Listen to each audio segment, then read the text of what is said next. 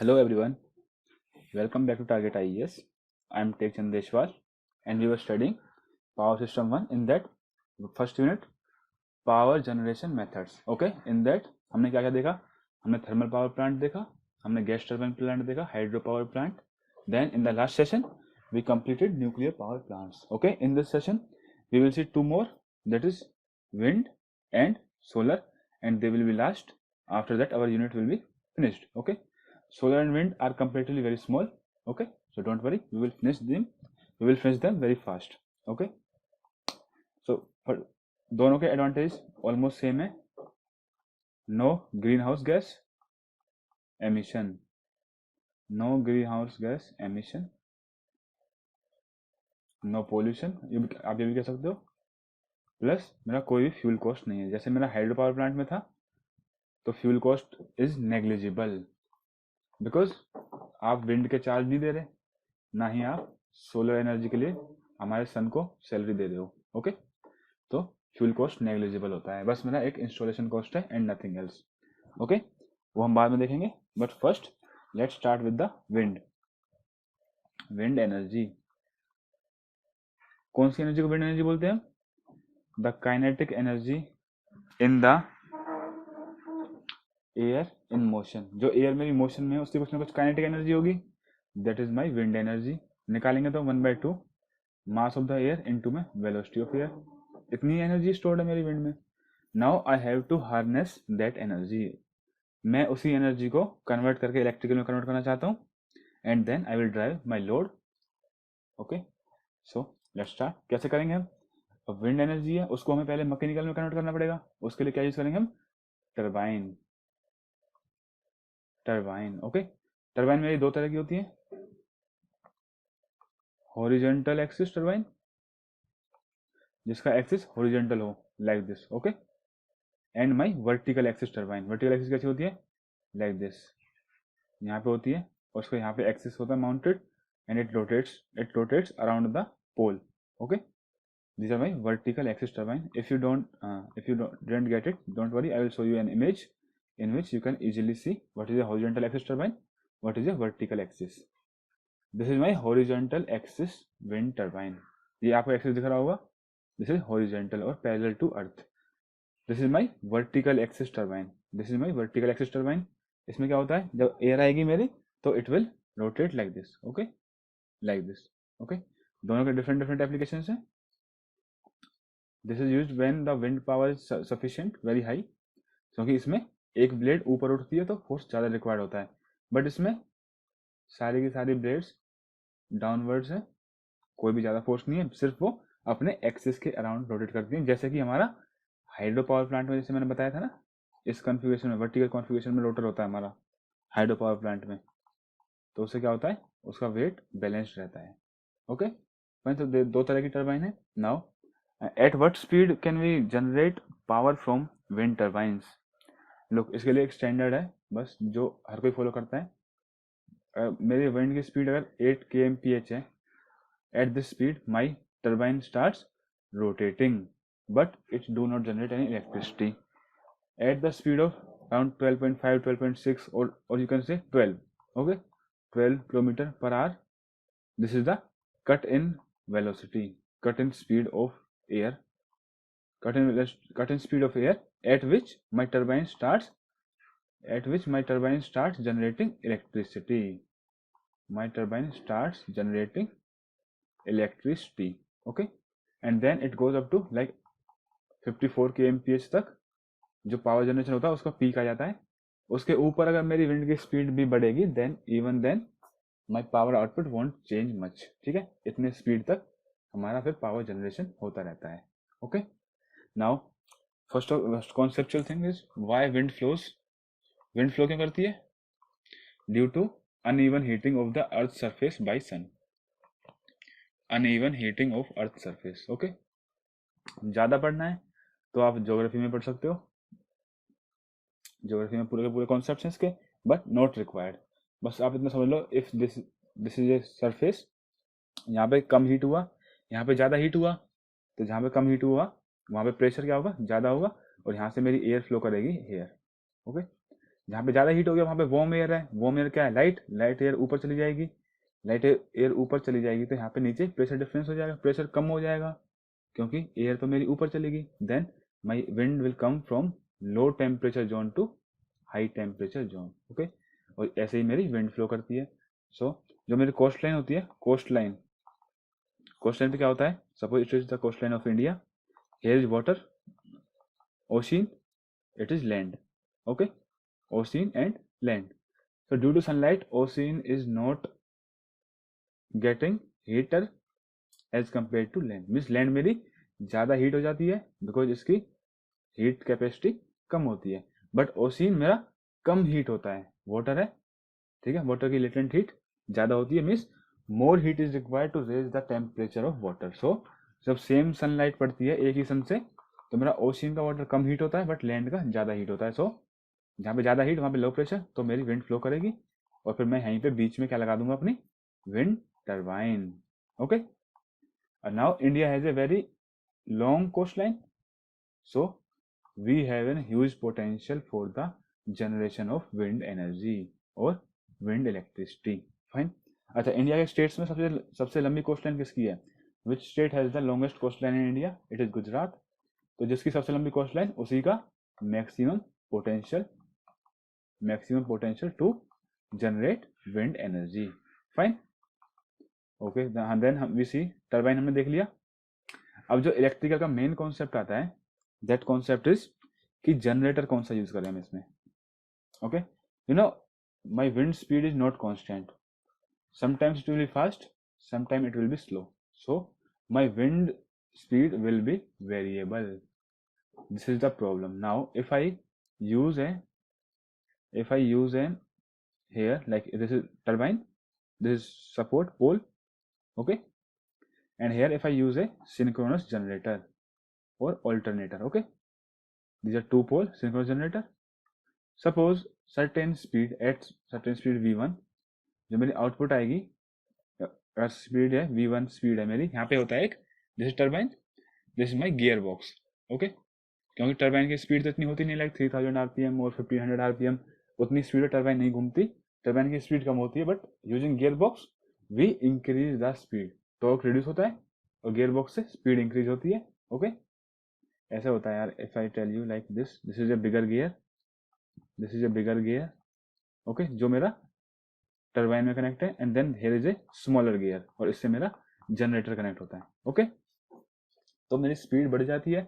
Suppose at v1 if my speed of the rotor is 3000 RPM, okay, it is my two pole generator, मैं सिर्फ example ले रहा हूँ, एक two pole generator, तो frequency कितनी होगी मेरी, so look my synchronous speed क्या होती है, मेरी सिंक्रोनस स्पीड क्या होती है, ns equals to 120 into F by P in a synchronous machine, frequency N P by 120। So जब मेरी 3000 आरपीएम होगी तो मेरी फ्रीक्वेंसी आएगी 50 हर्ट्ज, ओके। हम इंडिया में 50 हर्ट्ज यूज कर रहे हैं, that's good. Now if my wind speed changes, अगर मेरी विंड स्पीड चेंज होती है, suppose it is v2 now, what will happen now, when my wind speed change, my speed of the rotor also change, suppose it will be 2800 rpm। अगर ये 2800 rpm नहीं तो मेरी नई फ्रीक्वेंसी जो आएगी it will B way beyond 50 hertz, और 50 hertz से बहुत ही कम होगी, इट विल बी लाइक 6 4 जा 6 लाइक 46 हर्ट्ज, और हमारा लिमिट क्या होता है 50 हर्ट्ज प्लस माइनस में 1 ओनली, ठीक है, 50 हर्ट्ज प्लस माइनस में 1 हर्ट्ज होती है limit, but it is 46 hertz. So all my equipments will not work properly, मेरा फैन तेज नहीं चलेगा, my transformer core will get saturated, okay. क्यों सैचुरेट होती है ट्रांसफॉर्मर कोर, क्योंकि जो फ्लक्स होता है ट्रांसफॉर्मर में proportional to v by F, अगर वोल्टेज कांस्टेंट है फ्रीक्वेंसी कम होगी, that means flux requirement is high, और हम कोर को नियर सैचुरेशन ऑपरेट करते हैं, तो मेरा ट्रांसफॉर्मर सैचुरेट हो जाएगा, हार्मोनिक्स आएंगे and my power supply will get polluted. So this is one of the biggest problem of wind power, means हम यहाँ पे सिंक्रोनस जनरेटर यूज नहीं कर सकते, क्योंकि जैसे जैसे मेरी स्पीड चेंज होगी my frequency of the output power will also change. Now what is the solution for that, there is a induction generator, what we use, induction generator. Induction generator क्या होता है, nothing but an induction motor working in generating mode. Okay, working in generating mode. Okay, तो पहले इसके लिए हम एक बार क्विकली इंडक्शन मोटर के कैरेक्टरिस्टिक्स देखेंगे विद इन ए सेकेंड. ज़्यादा ध्यान देने की जरूरत नहीं है, बाकी सब कुछ हम मशीन्स में कर ही चुके हैं. ओके, तो this is my induction generator characteristics like this. Okay, this is my braking zone, motoring. यहाँ पे मेरी स्पीड 0 है, मेरी स्पीड इधर इंक्रीज कर रही है. Okay, this is my NS, synchronous speed. Okay, अगर मेरी मोटर की स्पीड इंक्रीज होते होते सिंक्रोनस स्पीड से ऊपर चली जाती है, ओके, सिंक्रोनस स्पीड से ऊपर चली जाती है, तो मेरा ये है टॉर्क, इस एक्सिस पे मेरा टॉर्क. तो मेरा टॉर्क जनरेशन क्या होगा? Negative, negative torque generation. So ये होता है मेरा जनरेटिंग मोड, जनरेटिंग मोड. तो अगर मैं इस जोन में एक मोटर को यूज करूंगा, इंडक्शन मोटर को, then it will act as an generator. Fine, बस मुझे कराना क्या है, जो भी उसकी सिंक्रोनस स्पीड है उससे ज़्यादा पे रोटेट कराना है. तो मैं क्या करूँगा, like if my synchronous speed equals to 120 F/P. अगर हम इंडिया में हैं तो फ्रीक्वेंसी तो ग्रिड की सेम है, फिक्स है, 120 into 50/P it is 6000 by number of poles. तो मैं नंबर ऑफ पोल्स चूज कर लूँगा. अगर मेरा नंबर ऑफ पोल्स 2 है तो मेरी स्पीड आएगी 3000 RPM. नंबर ऑफ 4 है तो 1500 RPM. सिमिलरली अगर 8 हो गए मेरे, then it will be 750 RPM like that. Okay, मैं अपने हिसाब से कोई भी स्पीड चूज कर लूंगा. एक विंड टर्बाइन होगी, then here I will use a gearbox, wind turbine के पीछे गियर बॉक्स, इससे मैं अपनी स्पीड इंक्रीज कर लूंगा. I will adjust my wind turbine so as कि मेरी जो रोटेशन स्पीड हो रोटर की, वो अगर मैंने 8 वोल्ट का यूज किया है तो 750 RPM से ज़्यादा हो, और मैंने 1500 RPM यूज किया तो 1500 RPM से थोड़ा ज़्यादा हो, लाइक 1550 और 1600 इतना. Okay, at this speed my induction motor will act as induction generator and it will supply power. ठीक है, जब भी मैं पावर बोलता हूं तो मेरा कहने का मतलब होता है active power. Now there is one problem. Induction motor मेरी दो तरह की होती है. एक होती है मेरा केज रोटर, ठीक है, स्क्विरल केज, और एक होता है मेरा वाउंड रोटर. वाउंड रोटर क्या होता है? जिसमें मेरी रोटर पे भी वाइंडिंग्स होती हैं. तो इसको हम ऐसे रिप्रेजेंट करते हैं, ये होता है मेरा वाउंड रोटर. ओके, अब ये मेरी चॉइस है कि मैंने शॉर्ट सर्किट करूं या इनके बीच में रेजिस्टेंस लगा के शॉर्ट सर्किट करूं या इनके बाहर सप्लाई ले लूं. ये होता है मेरा वाउंड रोटर, मीन्स रोटर में भी वाइंडिंग. केज रोटर क्या होता है मेरा? It is just solid bars, solid copper bars which are short circuited and ends using a copper ring. ये होता है मेरा केज रोटर. बस ये एक गिलहरी के केज की पिंजरे की तरह दिखता है, that's why its name is squirrel cage. बस ऐसा होता है, एक रिंग से यहाँ पे कॉपर बार्स और यहाँ पे भी एक रिंग होती है, like that. Okay, so in my cage rotor there is no provision of giving supply to the rotor. ये मेरा शॉर्ट सर्किट होता है परमानेंटली. तो क्या होता है, अगर मैं अपना इंडक्शन जनरेटर जो है वो एक स्क्विरल केज रोटर वाला इंडक्शन मोटर यूज कर रहा हूँ और वो मेरा जनरेटिंग मोड में काम कर रहा है, so it gives supply, but there is one problem, it gives active power. Okay, active power कहाँ से दी? क्योंकि यहाँ पे मेरी एक टरबाइन लगी हुई है, टरबाइन ने कन्वर्ट करी wind energy to mechanical energy I through some gearbox, उससे मेरा रोटर रोटेट किया, यहाँ पे आई मेरी मैकेनिकल एनर्जी, मैकेनिकल से बना दी इसने electrical. Okay, I hope there is no doubt in this.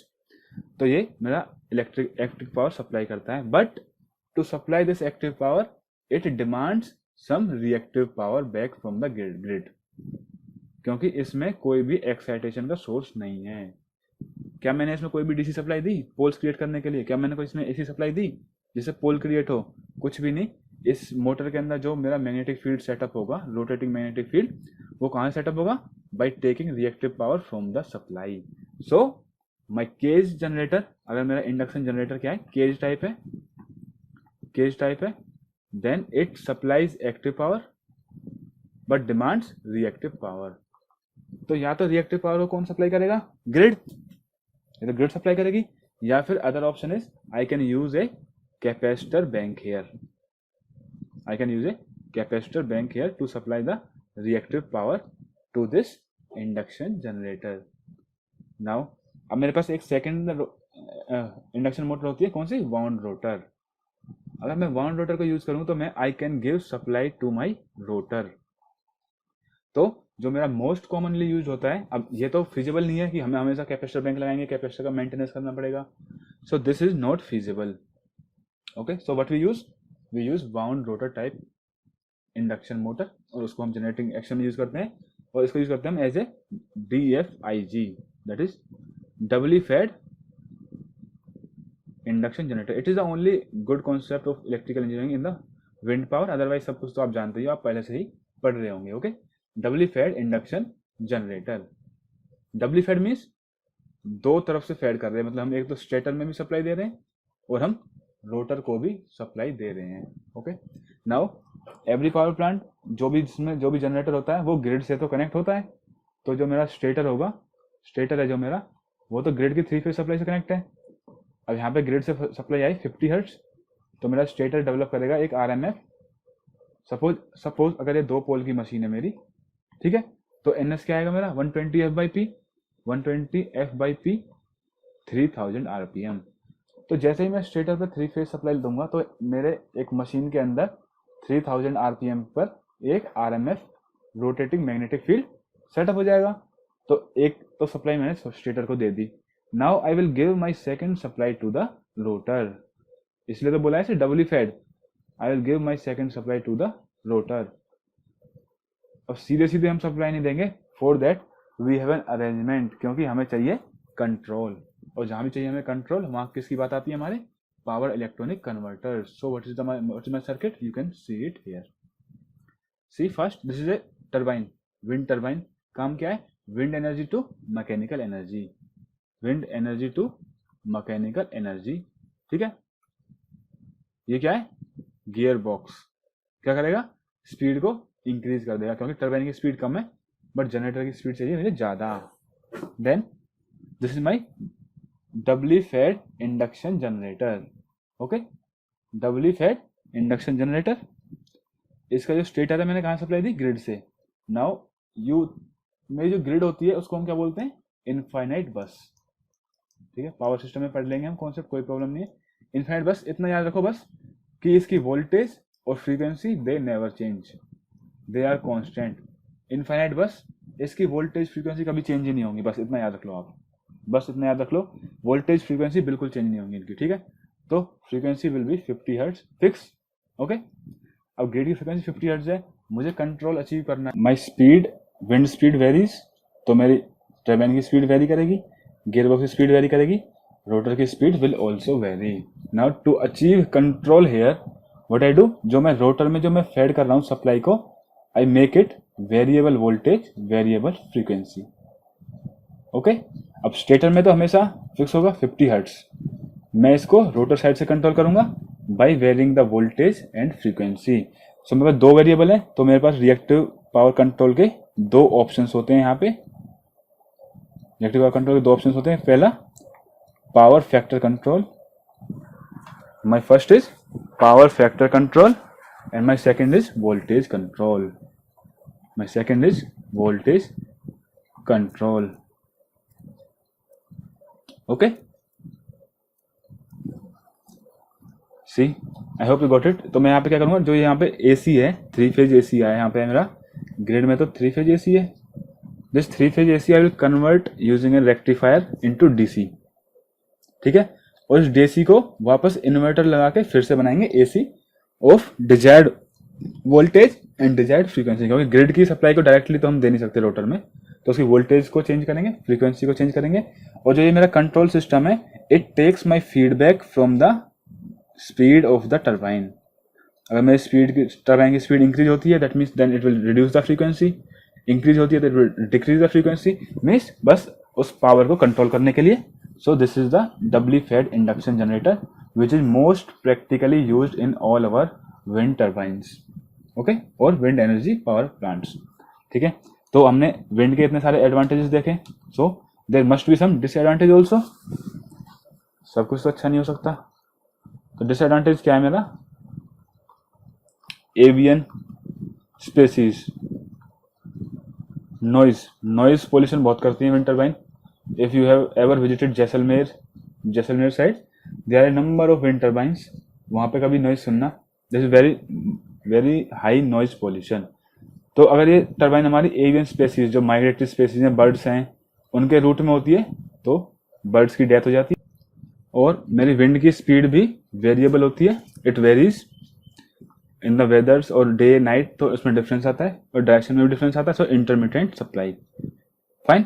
But land की इसमें कोई प्रॉब्लम नहीं है, बस एक नीचे एक पोल लगाना होता है and my turbine is above in the atmosphere, और इस लैंड को हम कल्टिवेट भी कर सकते हैं. तो no issue of land, it is also one of the advantage of my wind power plants. ठीक है, I hope we have completed the entire wind power plant. I don't think anything is left, but if you think something is left, please tell me. As per installed capacity right now, maybe Andhra Pradesh will be at number 1 in India. In world, China is at number 1, but in India it may be Andhra Pradesh or maybe Tamil Nadu, क्योंकि इन दोनों के बीच में race होती रहती है, कभी कोई आता है आगे एंड कभी कोई आता है. Okay, so this is my wind energy. Now second is my solar energy. solar energy, तो सोलर एनर्जी क्या है मेरी, जो हीट एनर्जी हमें सन से रिसीव होती है, is equals to H mu, photons. So if I tell you that if we harness the entire solar energy that is falling on the earth surface, there will be no need of any fossil fuel power plant, because earth receives 174 petawatts of solar energy in an year, and which is many times more than our entire requirement. और जो भी हमारी धरती पे पूरे सब countries की demand है, सबको टोटल कर दें तो उससे भी ये मल्टीपल टाइम्स मोर है, मीन्स ज़्यादा है. ठीक है, हमारी डिमांड भी उतनी नहीं है. And what is my total insolation बोलते हैं हम solar energy received on the earth outer surface, 1361 watt per metre square. जो अर्थ है उसके आउटर एटमोस्फेयर पर जितनी सोलर एनर्जी आती है वो है 1361 watt per metre square. But फिर एटमोस्फेयर में आके कुछ वाटर मॉलिक्यूल्स में एब्जॉर्ब हो जाती है, कुछ क्लाउड से रिफ्लेक्ट बैक, कुछ अर्थ से रिफ्लेक्ट हो जाती है. ठीक है, तो उसमें थोड़ा some portion is reflected back into the outer atmosphere and some is for our use. So for that how can we harness this energy, there are 2 methods. कौन कौन से मेरे 2 मेथड्स सोलर एनर्जी को हार्नेस करने के? Solar energy, एक तो है फोटोवोल्टेइक सेल्स, और सेल से मिलके बनता है मेरा panels. Okay, solar panels. And second is my CSP, जिसको हम बोलते हैं concentrated solar power. Okay, concentrated solar power, इसमें ये मेरा CSP. फाइन.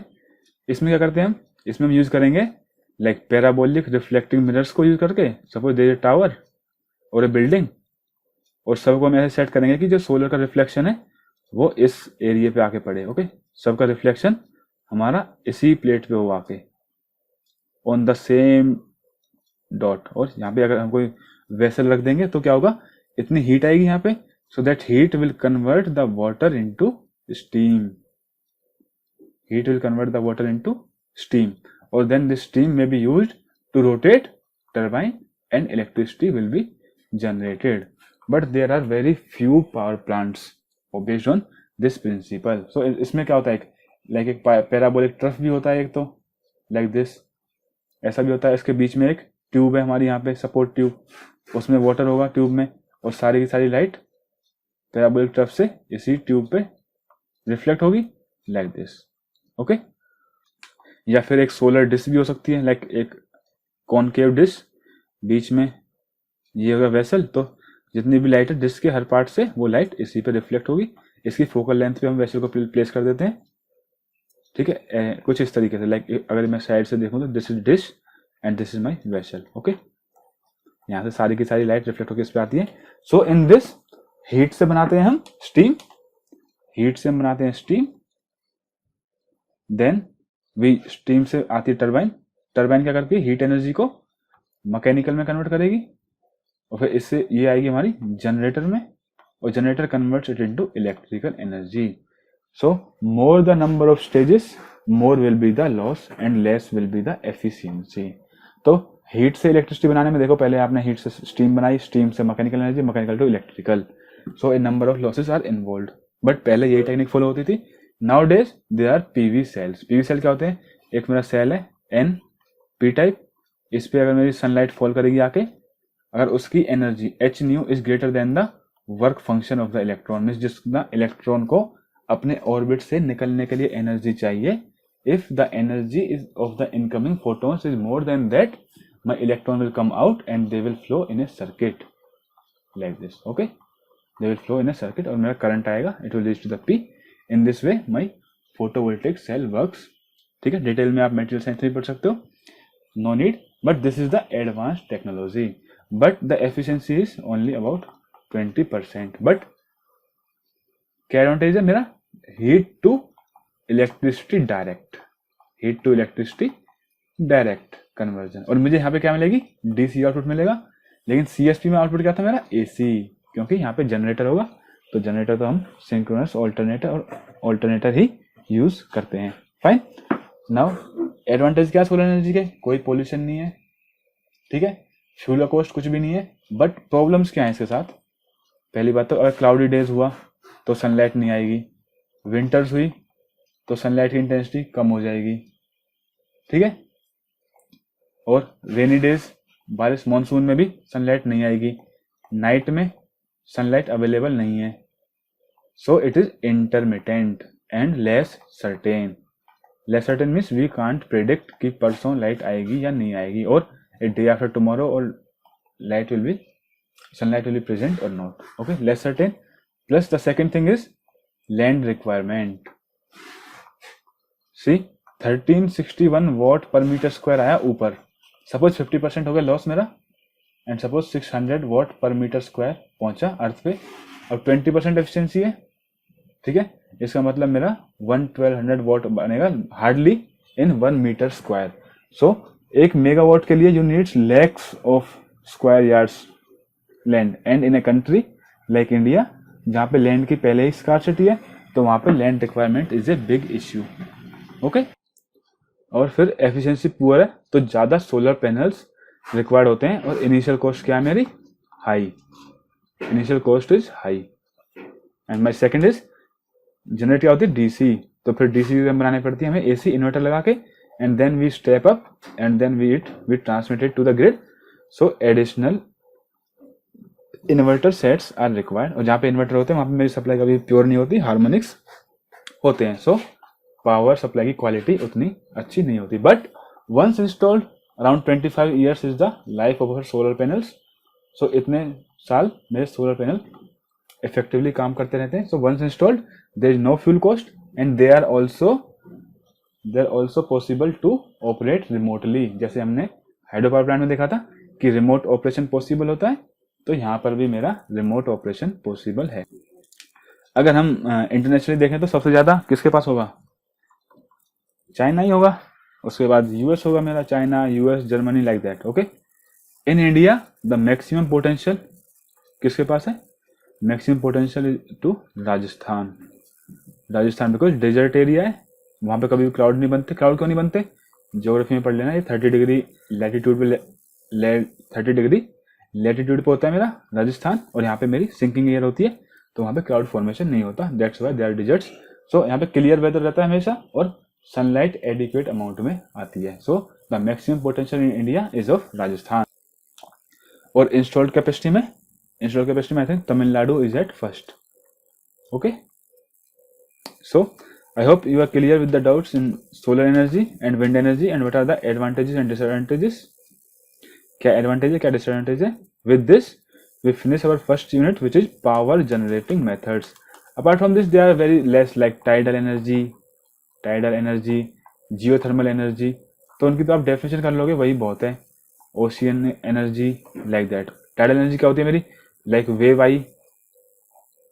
टाइडल वेव्स होती है जो मून के ग्रेविटेशनल और सन के ग्रेविटेशनल फोर्स से अफेक्ट होती हैं, तो टाइडल वेव आती है. वेव आती है मेरी, तो मैं इसके बीच में टर्बाइन लगा दूंगा. जब वाटर राइज करेगा, फिर जब वाटर फॉल करेगा तो भी टर्बाइन घूमेगी, राइज करेगा तो भी टर्बाइन घूमेगी, टर्बाइन से जनरेटर कनेक्ट हो जाएगा, and my power will be generated. But large scale पे फीजेबल नहीं है.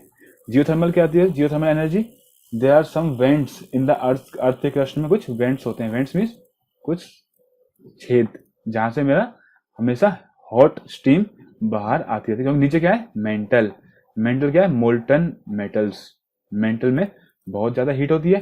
अगर कहीं से भी मेरा वाटर मेंटल में चला जाता है तो then my water will convert into steam, और फिर ये स्टीम मेरी मेंटल से किसी भी वेंट के थ्रू बाहर आती है, but the amount of the steam is very less. कहीं कहीं पे हॉट वाटर स्प्रिंग्स होते हैं, हॉट वाटर स्प्रिंग्स होते हैं, कहीं पे स्टीम आ रही होती है, but amount is very less. But we collect this steam, we bring it to a power plant, और फिर हम इससे टरबाइन को रोटेट करा लेते हैं, या फिर इसमें से वाटर को सेपरेट करके इसे फिर रीहीट कर लो, थोड़ा सा फ्यूल स्पेंड करके, या थोड़ा सा बॉयलर लगा के छोटा सा कोई रीहीट करके, फिर हम इसे टरबाइन में यूज कर सकते हैं। ओशियन एनर्जी क्या होती है? ओशियन जियोथर्मल एनर्जी, लाइक जो ओशियन का ऊपर का सरफेस है उस पर तो सनलाइट पड़ती है, so that surface gets warm. नीचे के सरफेस में क्या होता है? वाटर, यहाँ पे सनलाइट आ नहीं रही, सो दिस इज कोल्ड। तो यहाँ पे एक टेम्परेचर ग्रेडियंट है ना, तो हम यहाँ पे कुछ ऐसे सॉल्ट्स डालते हैं which when go to the cold they change their state, and when brought up then they lose that energy. हम ऐसे कुछ स्पेशल सॉल्ट्स की हेल्प से इससे एनर्जी रिकवर कर लेते हैं, बट अभी तक लार्ज स्केल पे ये तीनों एनर्जी फिजिबल नहीं है, although research are being done, but for now their definition is quite enough to study. So here I complete my this unit, power generation units और पावर जनरेटिंग स्टेशंस। कैसे कैसे power generate होती है हमारी, कहाँ पे चीप पावर थी मेरी? Solar, wind and hydro. और मैं अपने wind power, wind is my more certain than solar, क्योंकि विंड तो नाइट में भी फ्लो करती है, डे में भी फ्लो करती है, और कोस्ट लाइन पे तो मेरी विंड ऑलमोस्ट 24/7 फ्लो करती रहती है। That's why I can use my wind power plant as a base load, but मैं सोलर को बेस लोड की तरह यूज नहीं करता। Okay, solar is not use as an base load. Fine. Hydro power plant का मैंने बताया था कि रिजर्वायर है और वाटर अवेलेबिलिटी है अच्छी खासी, तो हम उसे भी बेस लोड की तरह यूज कर सकते हैं। बाकी न्यूक्लियर पावर प्लांट और thermal power plant are always used as base load power plant. Gas turbine मेरा in very less time it reaches from no load to full load within 18 to 20 minutes. So gas turbine को हम हमेशा peak load power plant तरह use करते हैं। So I hope you are all clear with this. If you have any doubt please let me know, I will clarify that, and thank you.